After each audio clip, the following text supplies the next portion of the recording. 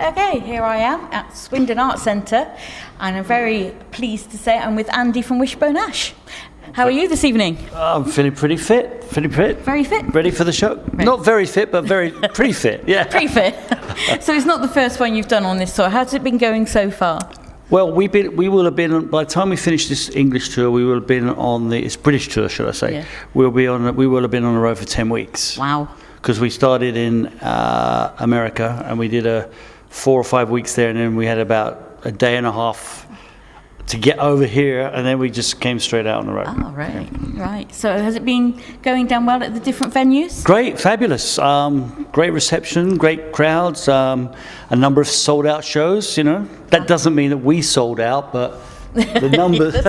Yes, I know what you mean. Yeah. Yeah, so 29 albums in. Is it? Yes. That's scary. So looking at your albums, from the very first one to your most recent one, do you feel as enthusiastic and excited about recording as you do from that very first album? Well, there's nothing can replace the first time that you get into a studio and you're actually recording your own songs that you've written. I mean, that is pretty special. But I still get the same thrill when I go in the studio. Any studio just is a magic place to me, and I think for most musicians it's a sacred place, you know, and we still get a real buzz, you know. For me personally, when I go in the studio, I love being in the studio. I love the fact that you lose all track of time and you get into this absolutely creative zone. So yeah, in that respect, it's the same, you know, and you get the same thrill when you finished a piece of work. You know, you get that same buzz that you know we always did every time we've been in the studio. It's just the methods are slightly different, but actually in most respects it's the same. Right, excellent. Yeah. And of course, when you started, it was on vinyl. Yes. And now you're coming back and doing a limited vinyl edition of your live album. Yeah, we did a live recording at Metropolis Studios in the spring, and that was even different from the way we used to record back in the day, because on this particular occasion, we went straight to the cutting room, actually. So there was no tape involved, which is quite brave and quite unusual. But we did it, and a vinyl disc was produced from that. And we have a limited release, limited edition of those produced. 1,000 was released, and those are some are available on this tour. But we had an invited audience down, and they added to the atmosphere, and it was quite electric because you know it was a one-shot deal. You couldn't screw up. No, stop there where we take that bit. No, because the machine is cutting it, you know, directly there. Yeah. Excellent. So that must have made it feel really live and exciting. Well, it was an event. Yeah. It was an event. Yeah, rather than just a studio. And one of the other things I was going to ask, like, 46 years that you've been together now? Well, yeah, not this band. This band hasn't been together for 46 years, but WISHBONE ASH has been a recording and touring entity for 46 years. Yeah.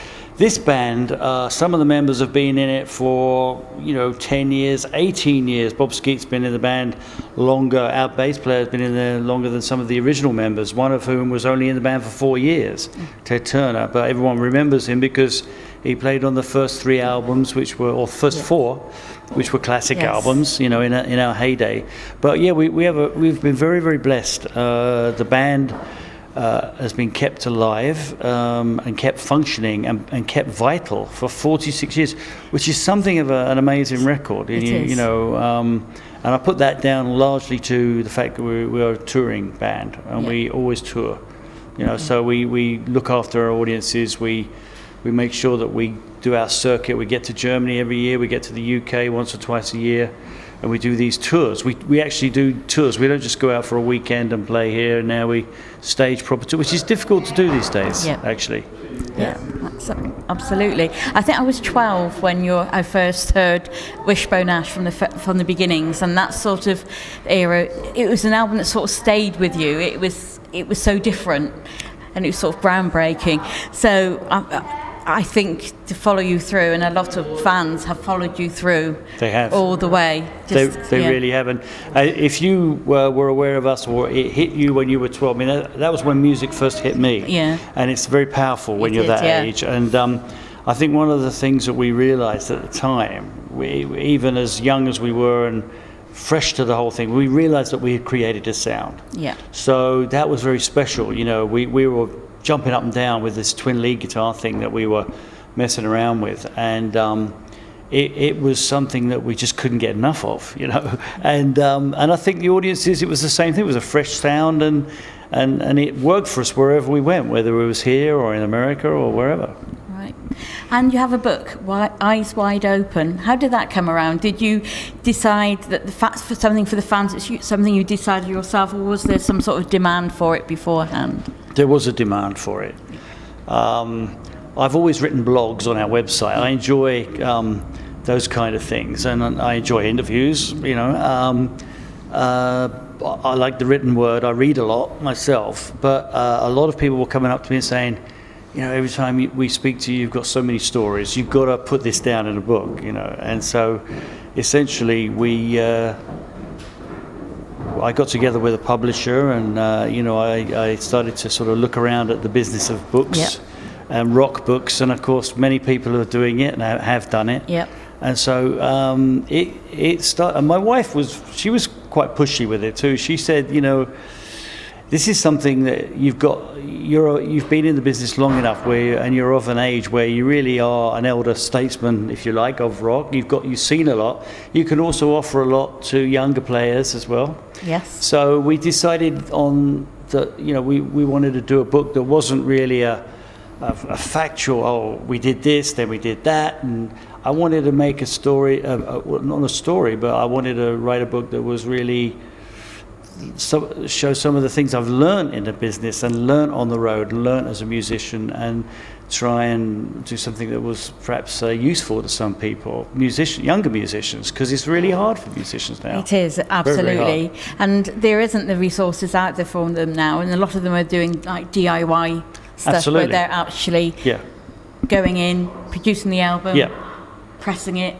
getting it out there, and then doing the tour and doing it all off their own back. It you know, boggles my mind, and hats off to them, because you know, I think every musician now has to be a miniature sort of cottage industry, and they have to be, they're way more savvy business-wise than what we were. We were quite spoilt, really. We were naive.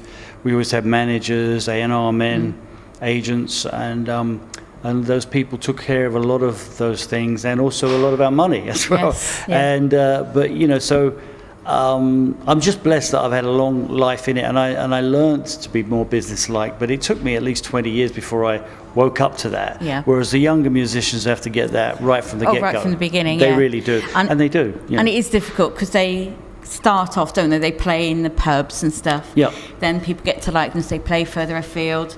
Then they get something out, and then it starts the tour. And a lot of them then have to decide: do they go for it and have no money, or do they leave and, you know, stay and work and have money and do that on the side? Yeah.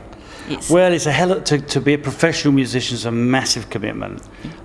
Pretty much the rest of your life can fall by the wayside, and you have to pick up those bits and build a life later on if you've been fortunate enough to have some success in it. Yeah. So it can be a sacrifice, and it can be, but you know, if it works out, it's very, very rewarding, because you become in charge of your own destiny, which a lot of people don't have that experience. No. But there's sacrifices to be made, you know. Yes, absolutely. Now, I had a gentleman got a question for you. This gentleman, his name is Ian Brightman. Okay. He, as a hobby, restores old guitars and brings them back. Oh. So he said it's a guitar-related question. Okay. He said, is the glorious 67 Flying V still being used in the studio?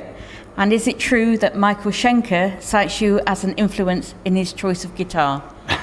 Two good questions. Yeah, well, I applaud people that bring back vintage instruments to bring life to them and refret them, and because I've done that myself with my instruments, and people have done it for me, and it's always wonderful if you can breathe life back into a worn-out instrument, and they should go on for hundreds of years, actually. So I applaud that. It is true that Michael Schenker cites me as an influence, and his brother also, Rudolph, does too, and they probably started using the Flying V because of coming to our shows when they were young kids. And, so that's a great compliment. I appreciate that. And are you still using the Flying V yourself? The 67 Flying V, the original one that I bought, I still have, and I still use it on album and occasionally take it on the road. I don't have it with me on this tour, but I do occasionally take it out, and it plays as well and as great as ever. I ask a couple of random questions, and the first one is really quick. Marmite, love it or hate it? Love it. I live in the States, and I take back a caseload of it every time I go home because you can get it there, but it's very expensive. I expect it is. And my kids love it, and my grandchildren go crazy over it. Oh, that's brilliant. Yeah. That's good. It's good to hear. Marmite's in America. Yay! Good question. Sell it and make a profit. You probably could. I probably could. The amount I bring back. Yeah. Right. Also, the other random question. I've got two actually. One's a bit how much sort of you know the band, and the other one is a dilemma question. So I'm going to ask this. The first one. It's the zombie apocalypse. Is there going to be one? No, the band. Who in the band Nothing. would die first, and who would live the longest? If there was a zombie apocalypse. Yeah. Ooh, dear. Well, I think I'd probably die first because I'm the oldest and I'm the most feeble, I guess. But Muddy has got a lot of zombie-type qualities himself. That's my co-guitar player. Right. He'd probably survive because he'd be able to mix in with them, and he'd probably be able to fool a few of them. Right. Yeah, because he comes from the dark north, you know. Oh, right. Okay. And he can affect a good zombie pose once in a while. Yeah. Excellent. Okay. And the other one is the dilemma question is, you're on a private jet going to a gig, you're all happy and relaxed. We wish. Something happens to the pilots. You find one parachute, so you think, okay, and then you find a spare one. Who in the band would you save to go with you? Ooh, that is a brutal question. That is very brutal. Well, based on the fact that, three of us are older gentlemen in the band, and one guy, our drummer, is a lot younger with a lot more years in front of him. I suppose we'd have to save the young one. Right. That would be, I suppose, the right thing to do. But it's a terrible question. I always ask terrible questions. So Joe would end up being saved. Plus, he actually does like skydiving and abseiling and all things dangerous like that, paragliding, and so he'd be quite adept at just throwing on a parachute and jumping out of a plane. Actually, you could save two then. If he knows how to do that, you could do a tandem dive with a parachute. Maybe and another one. Oh, yeah, another one, yeah. Well, it would have to be the youngest. Right. That'd probably be Muddy, I think, actually. Right. Poor old Bob. So after this time, you do a lot of touring and different things. What do you do to relax, if you ever get time to relax? Well, just normal things. I like to go for walks. I like to read a lot. Gardening, believe it or not, a very rock and roll activity that. But being British, we all love our gardens, right? I mean, so I do love, I like living in the country, and I like to mess around with plants and dirt and stuff like that, rocks and... But I in the winter I like to go snow skiing, and used to do a lot of water skiing in my time, and I like those kind of things. I don't know. As a kid, I used to roller skate a lot, so things involving boards and skis and things you put on your feet. I quite enjoy that. Right. Yeah, even at my advanced years. I used to, not so much these days, but we actually had to cancel a Japanese tour a few years back because I had a massive attack of vertigo at London Airport, and I was hospitalised actually. No. Yeah, and everything had to come to a grinding halt, but it was just some weird inner ear thing, and they stopped me flying. I subsequently got it back, but I got my balance back by doing a lot of yoga. And that really, really helped. So I'm very mindful of that. Other big bands like Kiss seem to have their name label on everything, from toilet rolls to pregnancy tests to everything. Can you see Wishbone Ash actually doing something like that? Well, not to that degree, because I don't think we have a massive rock and roll image like Kiss, or say Iron Maiden. We're not closely associated with a genre of music like heavy metal, and heavy metal, like AC/DC, it's a great logo. But we are mindful of the fact that we have a brand name, and we are mindful of the fact that we protect it, and we're precious with it, and that has stood the band in good stead, both the original band and the current band.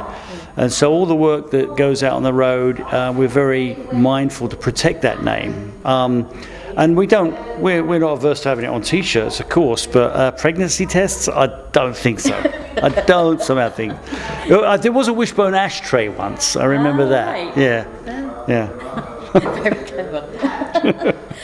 Was there anything you wanted to ask?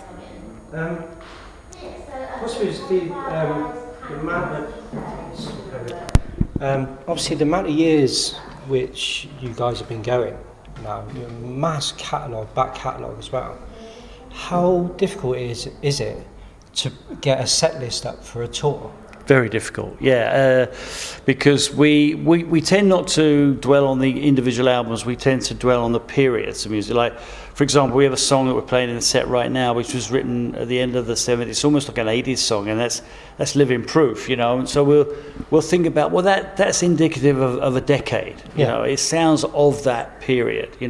Whereas obviously some of the material we play from the Argus album is very early 70s, slightly concept album-y, so we're thinking more in those terms, right? Because you can't include material from every album.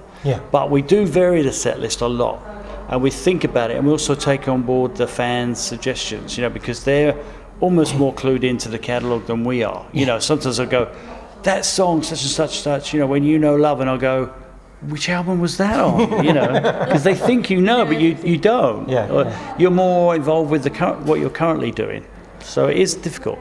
You must get to some sort of venues and stuff like that, and as you're playing or as the house light comes up, you'll see the generation that were there from the start, then you'll see the second, third, fourth, and possibly fifth generation of fans actually coming up through.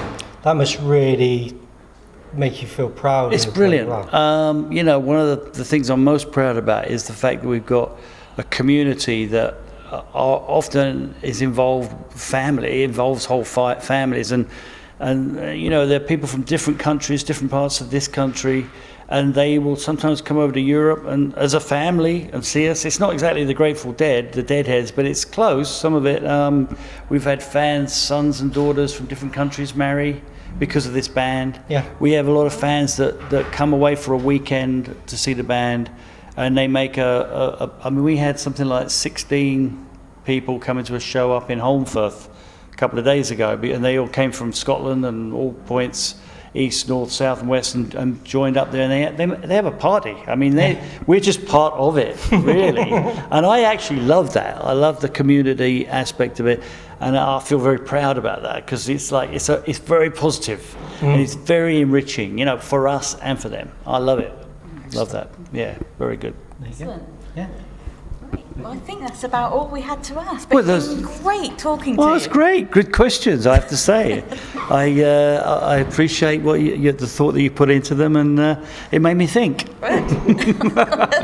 Well, I expect you've been asked a lot of the same questions over the last 46 years, so I thought I might try something a little bit different. You did. Right, thank you very Appreciate much. that. Thank you so much. And I shall be watching the show and looking forward to it. Thank you.